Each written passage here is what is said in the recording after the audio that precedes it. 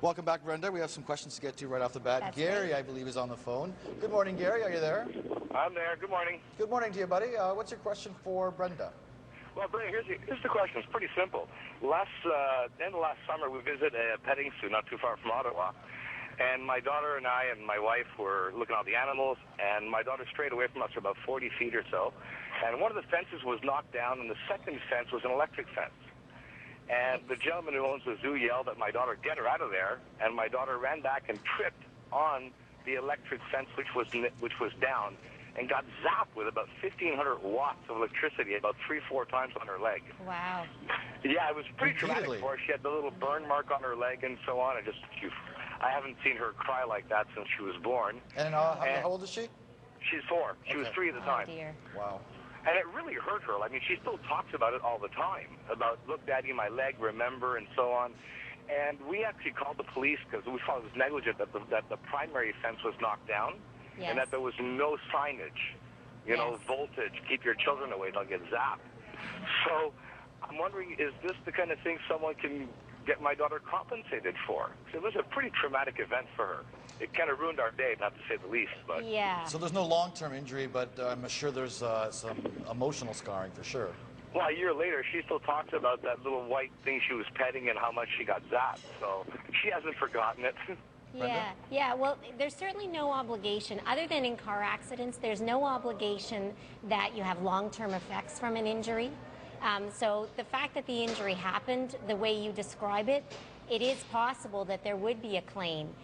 Does she have any scars, I wonder? That would also be a consideration because scars are compensable.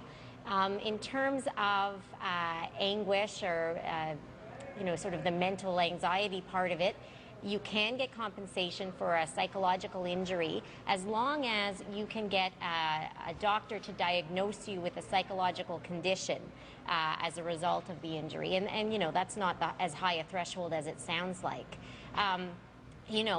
If this was a case in my office, we'd do a big investigation of what happened. But based on the facts that you described, it certainly sounds like negligence. I can only assume that a petting zoo is intended to have children at it, and that you aren't, children are supposed to be able to pet the animals and not be clamped to their parents the whole time. So it sounds like a good case on liability, which means who's responsible. But as far as whether or not it would be worth your while financially, probably be worth having a conversation with a personal injury lawyer and having them look at the medical records. If you took your daughter to the doctor after the accident, that would certainly be something that would help your case. If you didn't, it'll make it more difficult because you always have to sort of prove that the injury happened. This is a good example of that paper trail. You got it. And even just document dates, times. Yep. Everything like that. Yep. Okay. Well, hopefully that answered your question, Gary. We have on the phone right now Janet. Good morning, Janet. Good morning. How are you doing this morning? Not too bad. How are you? I'm pretty good. What's your question for Brenda? I got into an accident on the 10th. A lady broadside at me, and I was just wondering, because at the accident I had a sore hip, and now I got whiplash, and it's affecting my breathing when I go to lift or anything. How long ago did this happen? Just on the 10th of April. And I have paradoxal vocal cord mobility, and I was doing really good with it, but now I'm back to I can't lift and stuff like that. I just wondering if there was anything that I should do. Yeah, that's a great question because that's the kind of question I get all the time. There's 2 things you need to do right away. The first one, if you haven't done so already, is contact your own car insurance and activate your accident benefits. Those are the no-fault benefits that we all have on our auto policy, and that cover things like chiropractic, rehab of any sort, psychological, physiotherapy. All of that is covered by your own insurance, and you need to be quite aggressive with that.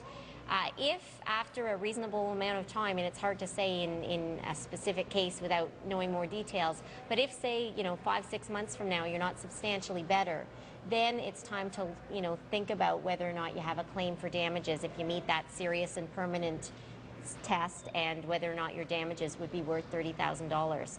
But I would say, if you're not substantially better in a couple of months, you definitely want to speak to a personal injury lawyer. Almost every personal injury lawyer in the city offers a free consultation, so you're crazy not to take advantage of that.